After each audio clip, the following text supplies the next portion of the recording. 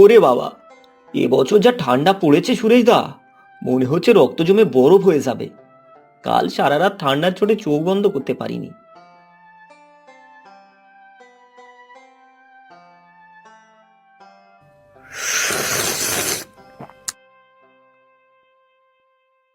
আহ হুম ঠান্ডা তো পড়বেই।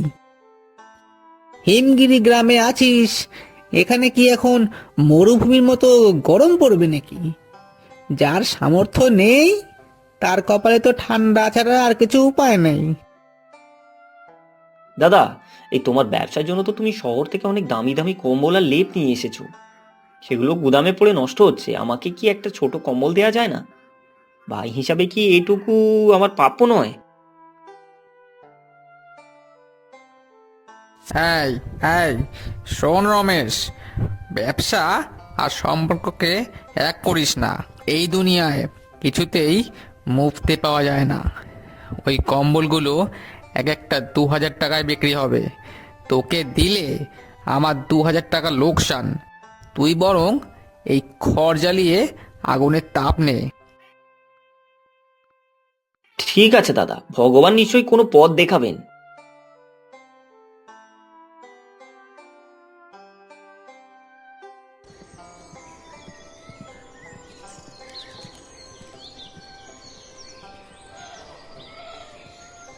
সুরেশদা ঠিকই বলেছো, অভাবী মানুষের জন্য এই দুনিয়ায় খুব কঠিন। কিন্তু আমি তো বসে থাকতে পারি না। ঘরে অনেক পুরনো তালি দেওয়া কাপড় পড়ে আছে। গ্রামবাসীও অনেক পুরনো সুতির খেতা ও চাদর ফেলে দেয়। আমি যদি ওগুলো জোগাড় করে কিছু একটা করি।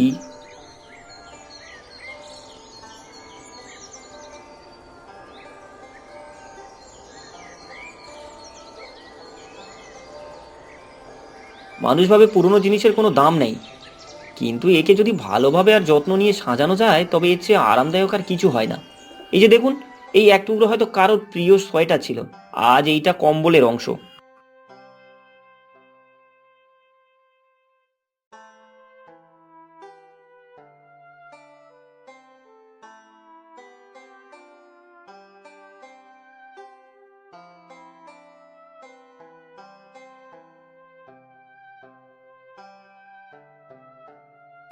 কাকা, আমি চাই না কেউ এই শীতে কষ্ট পাক। আপনি মাত্র 200 টাকা দিলেই হবে।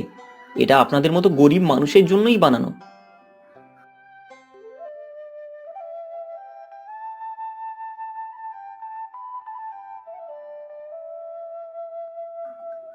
লোকে আমার 2,000 টাকার কম্বল রেখে ওর ওই ন্যাকড়া কেন কিনছে? এই রমেশটা তো আমার বাজার মাটি করে দিচ্ছে। আমাকে এখন একটা ব্যবস্থা করতে হবে। এই ভোলা, এই শোন।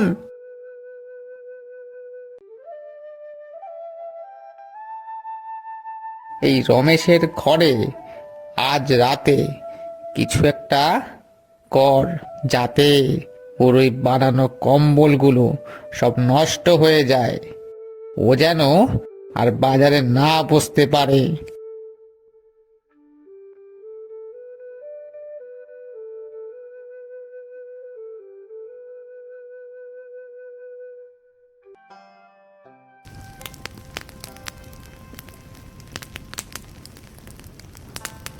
বাঁচাও, আমার সব পরিশ্রম ছাই হয়ে গেল, আগুন লেগেছে।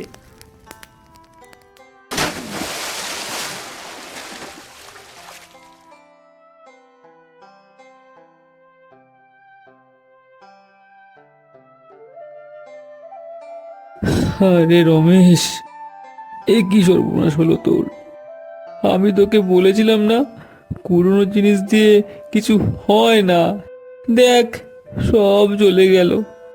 এখন কি করবি?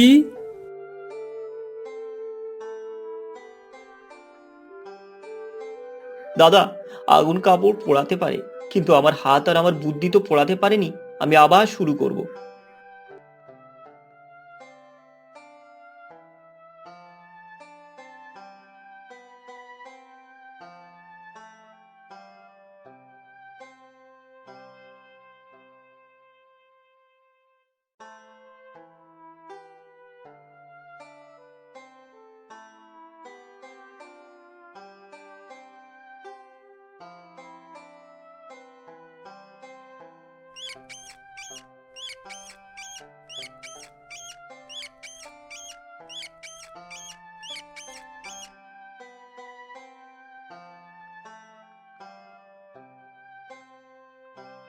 হায় হায় হায়,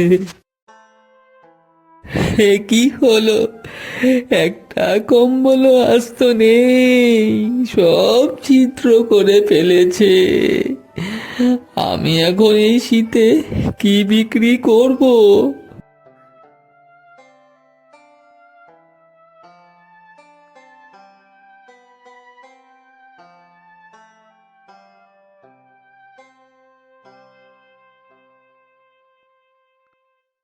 দাদা, আমি জানতাম তোমার এই অবস্থা হবে। রাগ করো না ভাই, এই নাও, এই কম্বলটা গায়ে দাও। এটা আমি তোমার জন্য স্পেশাল করে বানিয়েছি। আমার সব মূলধন শেষ হয়ে গেল। রমেশ, তুই আমায় ক্ষমা কর। আমি তোর কম্বল পুড়িয়ে দিয়েছিলাম, তোর ক্ষতি করার চেষ্টা করেছি, আর তুই আমাকেই বাঁচাতে আসলি।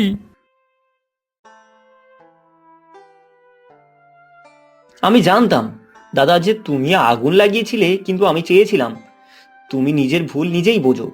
মানুষের বিপদে ও পাশে দাঁড়ানোই বড় ব্যবসা, শুধু টাকা কামানো নয়। এই যে দেখো, গ্রামের মানুষ এখন সবাই তোমাকে সাহায্য করছে। আমরা দুজন মিলে এখন এই বড় ফ্যাক্টরি করব, যেখানে গরিব মানুষের জন্য সস্তায় পোশাক হবে।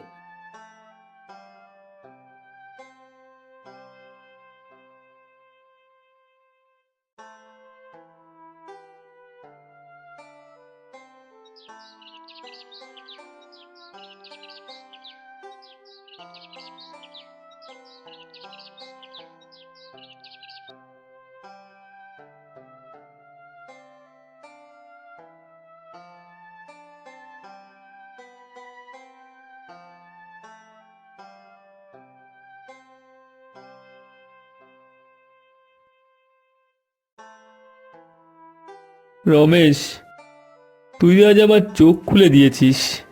বুদ্ধি যখন অহংকারের সাথে মেশে, তখন পতন নিশ্চিত। আর বুদ্ধি যখন ভালোবাসার সাথে মেশে, তখন সেটা হয় জাদুর মতো।